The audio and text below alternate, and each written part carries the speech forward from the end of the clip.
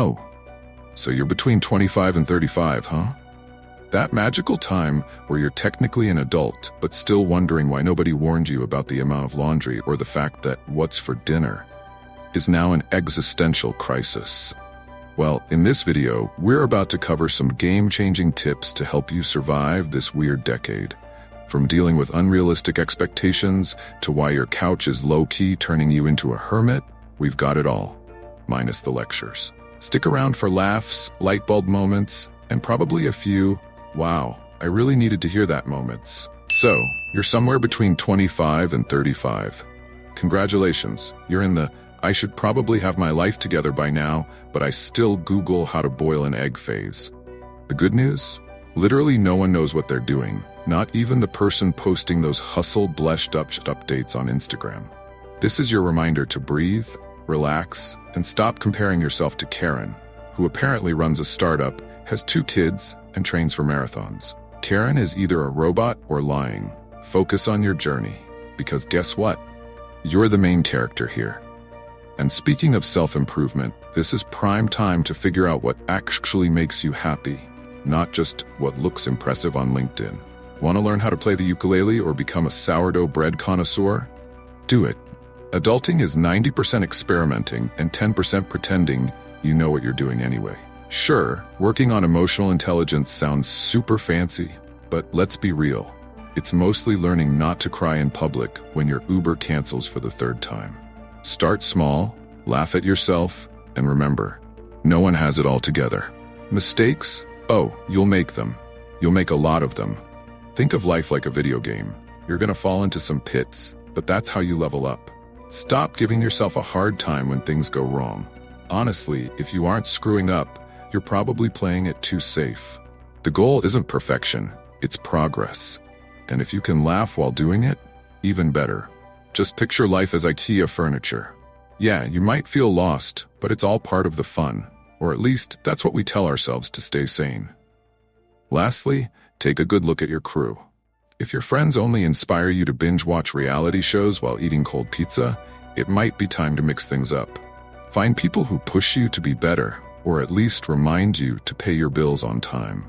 Surround yourself with those who lift you up, even if it's just to remind you that sweatpants aren't formal wear. Trust me, your future self will thank you. Let's face it, staying at home sounds amazing. No pants, no people? What could be better? But here's the kicker. If your couch knows your exact body shape because you haven't moved in days, we've got a problem.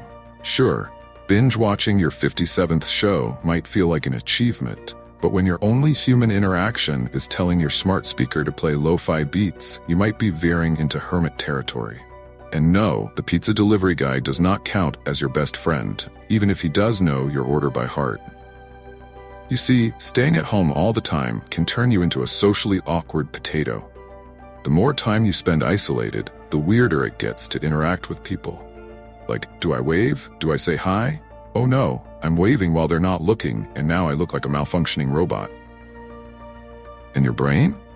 It starts to resemble that half-eaten bag of chips you left on the counter.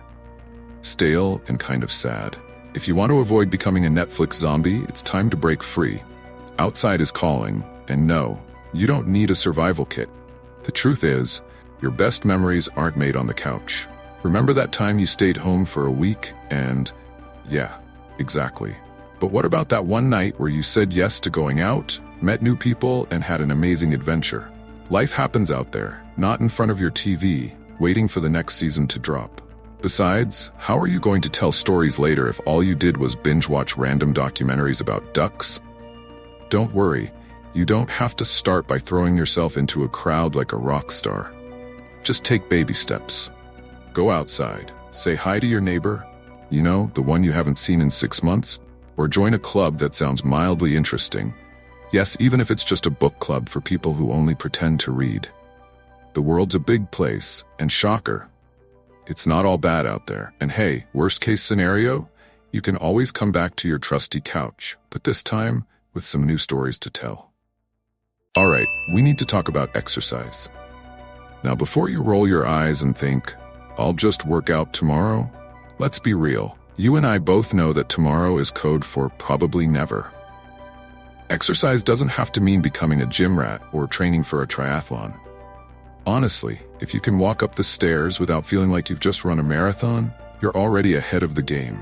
But seriously, getting your body moving is a game changer, even if it's just enough to remind you that your muscles exist. First things first, exercise is like a magic pill, but without the sketchy side effects. It boosts your mood, lowers stress, and makes you feel like a superhero when you're done, even if you only did a couple of squats and called it a day. Plus, you'll start to notice a little thing called confidence. Walking around knowing you can lift that grocery bag without pulling a muscle? Priceless. And let's not forget the bonus, feeling less guilty about that extra slice of pizza. Now, I'm not saying you need to start running 5 miles a day or become best friends with the treadmill. Baby steps, my friend. Start with something you actually enjoy. Dancing around in your living room counts, by the way. Just find a way to get your body moving. The best part, once you make it a habit, it becomes less of a, do I have to, and more of a, look at me, I'm unstoppable moment. And hey, even if you don't turn into a fitness guru, you'll still have fewer backaches when bending down to pick up your phone. Here's the kicker. The earlier you start making exercise a priority, the less likely you are to turn into a creaky human pretzel by the time you hit 40. Think of it as an investment in your future self. The one who wants to be dancing at weddings, not holding their back while groaning like they've just been through a war zone. So, put down that excuse and pick up those dumbbells or, anything remotely heavy in your house. Hobbies. Remember those? The things you used to do before life turned into a to-do list and you became a professional email refresher? Yeah, it's time to bring those back.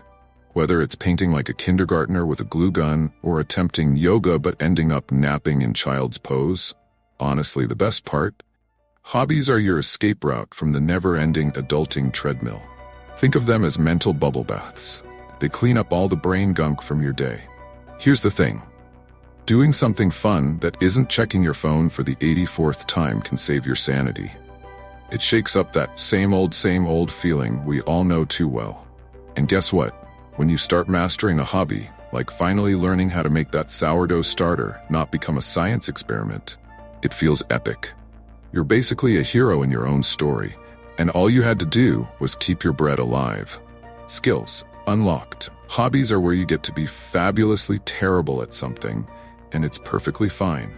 No one's watching, except maybe your dog, silently judging your yoga attempts. The point is not to be the best, but to have fun and maybe not set anything on fire in the process. It's like trying to bake a cake and ending up with a pancake. It's still food, right? And if it's not Instagram worthy, who cares? At least it's yours. Don't even try the I don't have time excuse. Trust me, you've got time. Swap 30 minutes of doom scrolling for something that doesn't involve staring at a screen. Paint, crochet, take up bird watching, or just watch birds minding their own business. We won't judge. The point is to do something that makes your brain go, oh wow, I forgot I could be this happy without an app telling me how. So pick up that hobby. You're one bad pottery class away from a hilarious story. Expectations, the ultimate party pooper. 1 minute you're dreaming of a day where everything goes perfectly, and the next, boom, reality shows up like, lol, nope. It's like ordering a 5-star meal and getting soggy fries. Whether it's thinking you'll finally become a morning person, spoiler, you won't, or expecting your weekend to be nothing but relaxation, life loves to spice things up in the most inconvenient way possible. The secret? Lower your expectations just enough that life can't disappoint you. That way, even finding a matching pair of socks feels like winning the lottery. When it comes to people, expecting them to always meet your high standards is like expecting your phone battery to last the whole day. Not gonna happen.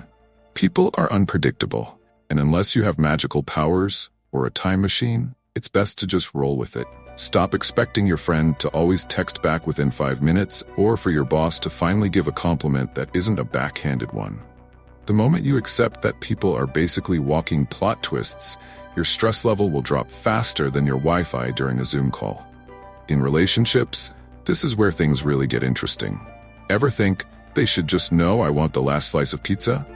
Newsflash, they don't. Mind reading? Not a real thing. If it is, please introduce me to these people. The key is communicating, but not in a "I'm giving you clues, figure it out" way. More like, "Hey, I want that pizza, don't touch it." Expectations ruin relationships faster than a Monopoly game, so cut them some slack and just tell them what you want before things get awkward. The ultimate ninja move? Doing things for others without expecting a gold medal, standing ovation, or even a thanks. You held the door open? Great. You made coffee for your roommate? Amazing. Now, don't sit there like you deserve a Nobel Prize for being a decent human. The less you expect from others, the more life surprises you in good ways. Like when your friend actually pays you back without you having to remind them. Yeah, it's rare, but hey, when it happens, it feels like winning the universe's jackpot. Parents, the OGs of your life. They survived your "why is the sky blue" phase and the teen years where your only form of communication was eye-rolling. Now that you're an adult or, trying to be one, it's time to cut them some slack. Sure, they still call you to ask how to turn on the internet. But hey, they taught you how to tie your shoes and that peas are not a valid currency for trading with your siblings. So maybe they deserve a little love. At some point, you start realizing your parents aren't superheroes. They're just regular people who somehow manage to keep you alive. And when you think about all the times you slammed the door and shouted, "You don't get me," over something like not getting pizza for dinner, it might be time for an apology. A simple, "Sorry for being a hormonal tornado" goes a long way, even if they're still confused about why you needed to dye your hair purple that one summer. Here's a pro tip. Sometimes, just saying thank you to your parents can completely melt their hearts. It's like magic. They've spent decades dealing with your chaos, so when you hit them with genuine appreciation, they might tear up a bit. Or, at the very least, stop sending you passive-aggressive texts about visiting more often. And don't forget, parents have stories too. Ask them about their wild younger days. You'll either learn some hilarious things about them or feel super awkward. Either way, it's a win. And hey, let's face it, parents aren't going to be around forever. That's the part nobody likes to think about, but it's true. So, before you end up writing one of those super sappy Facebook posts about wishing you'd spent more time with them, how about you actually, do it now? Help them figure out how to use emojis without sending an eggplant by accident, and maybe show them what Netflix is really for. They've earned it. And you'll feel a lot better about not ghosting them for weeks on end.